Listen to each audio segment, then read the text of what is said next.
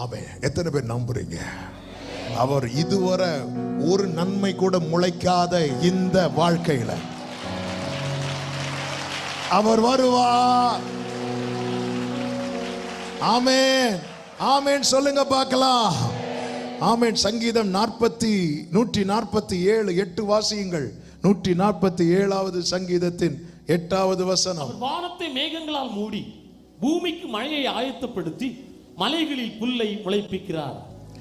அவர் வானத்தை மேகங்களால் மூடி பூமிக்கு மழையை ஆயத்தப்படுத்தி மலைகளில் புல்லை முளைப்பிக்கிறார்.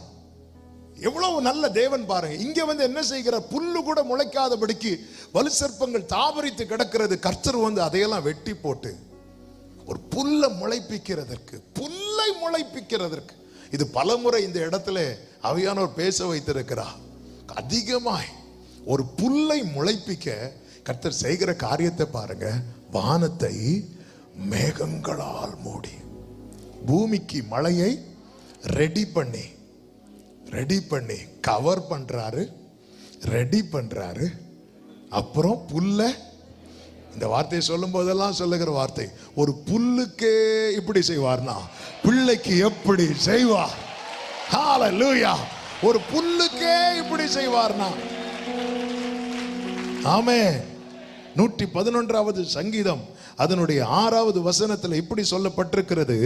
ஜாதிகளின் சுதந்திரத்தை தமது ஜனங்களுக்கு கொடுத்ததினால், எல்லாரும் சொல்லுங்க, அவர் கொடுத்ததினால் தமது கிரியைகளின் பலத்தை அவர்களுக்கு தெரியப்படுத்தினார். அப்போ ஒரு காரியம் தெளிவாய் தெரிகிறது. ஒரு தேவ பிள்ளை எந்த ஒரு நன்மையும் பெற்றுவிடக் கூடாது என்று எப்பொழுதுமே ஒரு கூட்டம் தடையாதான் நிற்கும். ஆனா அந்த இடத்துல பலத்தில் பெரியவர் அதை எனக்கு தந்ததுனால, ஆமென். அப்போ அவன் என்னைக்குமே புரிஞ்சுக்கோங்க. யாக்கோபு தனக்கு கொடுக்கப்பட்ட நன்மையோடு புறப்பட ஆரம்பித்ததுமே லாபானும் வரான், ஏசாவும் வரான். இவர்களையும் தாண்டி அந்த நன்மை யாக்கோபிடத்தில் இருக்க காரணம் என்ன? தமது கிரியைகளின் பலத்தை தெரிய பண்ணினார். இன்னைக்கு நீங்க கர்த்தருக்கு மகிமை உண்டாவதாக. ஏங்க ஒரு பிடி சாப்பாடு நீங்க மத்தியானம் போய் சாப்பிட போறீங்க, கண்டிப்பா சாப்பிடுவீங்க. நீங்க சாப்பிட அப்படி போகும்போது, ஆண்டவரே அப்போ உங்க கிரியையின் பலன்பா, இந்த சாப்பாட்டுல நான் கை வைக்க கூடாதுன்னு சத்துரு எவ்வளவோ திட்டம் பண்ணுனா, ஆனா அதை தாண்டி என்னை சாப்பிட வச்சீங்கப்பா.